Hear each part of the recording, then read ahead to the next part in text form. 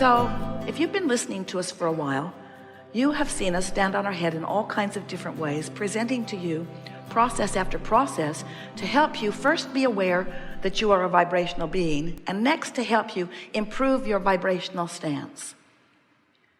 Today, we're going to talk to you from inside the vortex, pulling out all the stops, calling you toward who you really are, by helping you to understand that this law of attraction, who really is your friend, has amassed all kinds of wonderful things for you.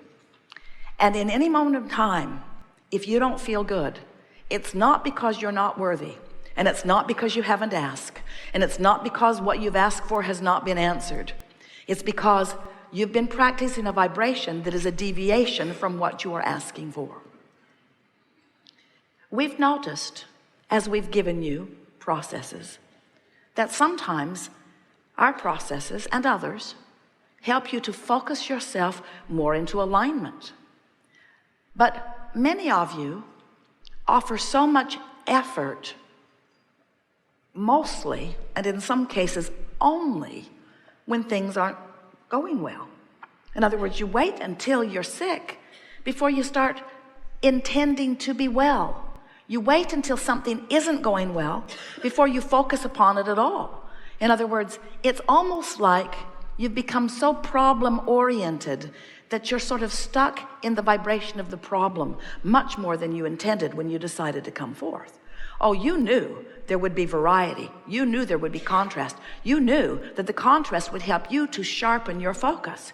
You knew, even if you were a one-celled organism, that this contrast that surrounded you would help you to define new desires, and that the evolution of your species would be about that. You knew all of that. So you came fully understanding contrast and embracing it, because you knew then, the larger part of you still knows, that when a problem comes into focus, the solution does too. We just want to help you get more solution-oriented faster by being more sensitive to your emotions early on, so that you catch those off thoughts, those off memories, those off beliefs, those off vibrations before they get such a foothold that then they really have your attention. It's so much easier to catch them in the early subtle stages than to wait until it is more full-blown in your experience. So toward that end, we're going to make a very striking analogy for you. We really want you to hear this above all things you've ever heard. Did you read Ask and It Is Given? Did you read 22 Processes? This trumps all of them. And here's why. Vibration is everything.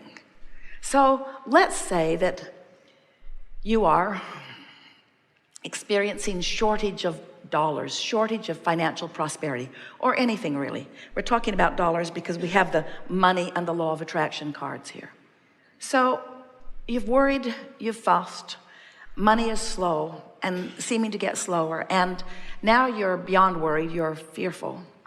And now you're determined that you're going to do something about it. And you've heard that Abraham, that's us, has written brilliant affirmation cards. It's true. It's true. This is the best combination of words to attract money that has ever been put together in human experience. We are very proud of these cards. So you're standing outside your vortex, worried and determined to do something about it. So you pick up these brilliant cards and you look for empowerment within them. So you look through them and look through them. My life is as good as I allow it to be. I am always receiving the essence of what I am giving. You got to be kidding. I can follow the trails of good feeling thoughts. I can follow the trail of good feeling money, but I don't know about it. The story I tell is the basis of my life. I'm in deep doo-doo. I am the creator of my own life experience. These are not helpful cards. I can see my world through the eyes of Source. I would like to punch out the eyes of Source. I can deliberately choose to feel better now.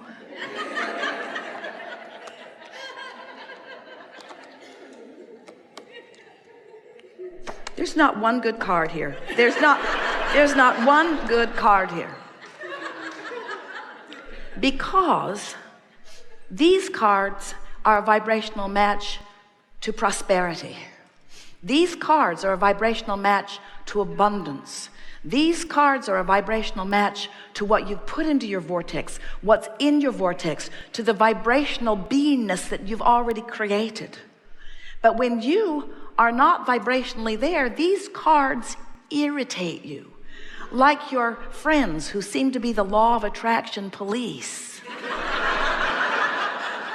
You know, you create your own reality.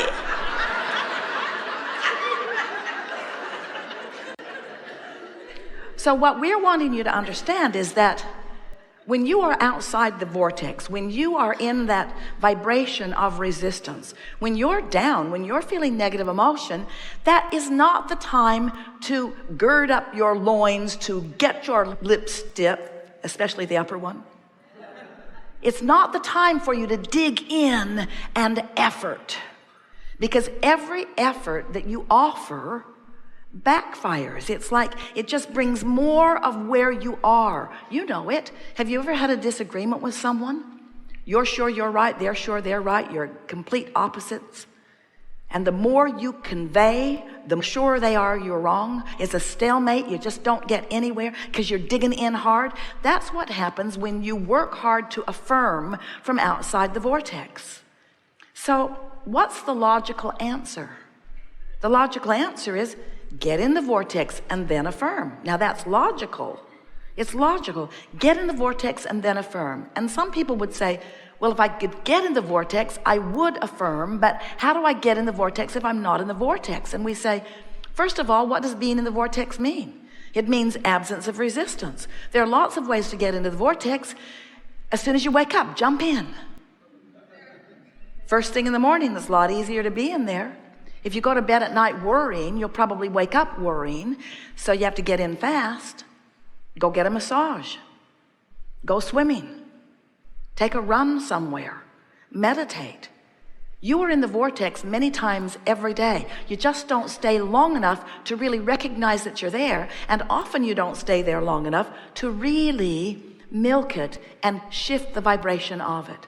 So that's what we're going to be doing here today. Now, you are a room full of rather remarkable people because, first of all, you know about this vibration stuff and you understand your emotions and you've been making decisions about feeling better.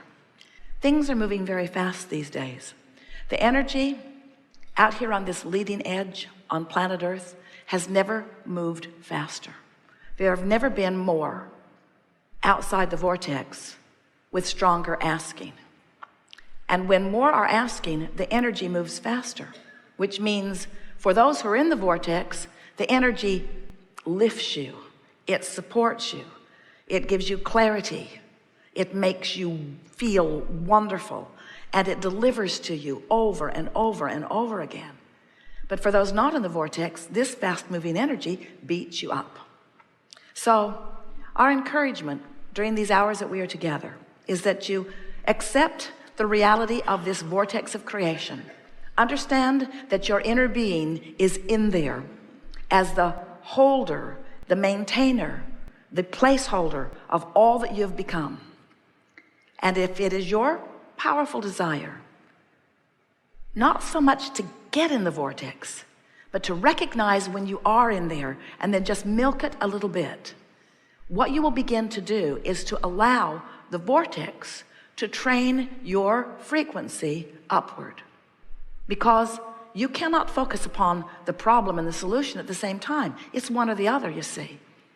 And it's so much easier to maintain the vibration of the solution once you are in the vortex. In fact, that's when all of the clarity and insight comes to you. When you're in the vortex, that's when the manifestations begin to reveal themselves to you. The reason this conversation is not very well received by a lot of people is because They are accustomed to looking at things that are manifested, and they sort them into piles of wanted and unwanted. And they're not even thinking about the pile that is amassing for them in their vortex, because they can't see it. And we understand that. You use your physical senses magnificently. You translate vibration to see what you see. You translate vibration to hear what you hear. You translate vibration to smell what you smell, and to taste what you taste, and to touch what you touch. You are translating vibration all over the place. Your emotions are your most significant translator of vibration. So while you can see what's manifested, you can't see what's in the vortex unless you're in there and have been in there long enough that you are on the vibration of what's in there. Once you spend significant time in the vibration of the vortex, what begins to happen is, in the same way you can keenly smell and keenly hear and keenly see and keenly taste and keenly feel, you can keenly know what's in the vortex. You will have the experience of sight and sound. We're not kidding you. When you are in the vortex and you spend enough time there that you acclimate to the frequency of it, the first thing that happens is ideas begin to flow to you that you weren't getting when you weren't in the vortex. Ideas, really good ideas. Impulses to do things, impulses to go there and stop there, impulses to slow down and speed up, impulses that cause you to rendezvous with other cooperative components that you have been looking for, cooperative components that you've been asking for and asking for and asking for, that the source energy has delivered and delivered and delivered and delivered, but just outside the vortex you can't see them, you can't find them, you can't know them, but inside the vortex, aha, there you are. There's an idea I can run with. And how do you know? Because it's an idea that is so compelling, wild horses would not keep you from it. Every one of you knows what we're talking about. You remember falling in love. You remember being at the right place at the right time. So now we're telling you in ways that you cannot miss. You're hearing it with your ears. You're seeing it with your eyes. You're knowing it with your belly. You know what we speak is true.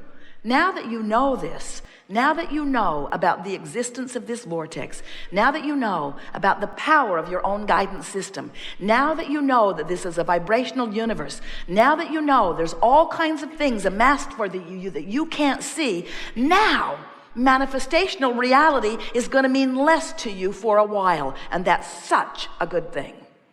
Because when manifestational reality means less to you, vibrational reality will be more to you. Emotional reality will be more to you.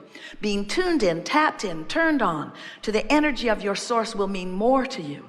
And you'll catch yourself going off course at those early subtle stages. You'll find yourself in the middle of a sentence wanting to draw it back in and wanting to de-emphasize it rather than emphasize it. You will begin to be the deliberate creator of your own reality from this step forward. It is our promise to you. We are eager to talk with you. Get a little wound up here because you have to understand, we've seen what's in your vortex.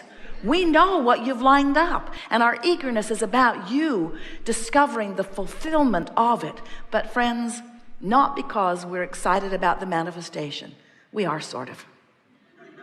But because we are thrilled with knowing what it feels like to you to sync up, to sync up, to sync up with who you are. You came for the passion of life, not for the trucks. You came for the passion of life. You came for the emotion of life. You came for the feeling of life. You came for that worthy, proud, good feeling of a powerful creator. That's who you are. That's why.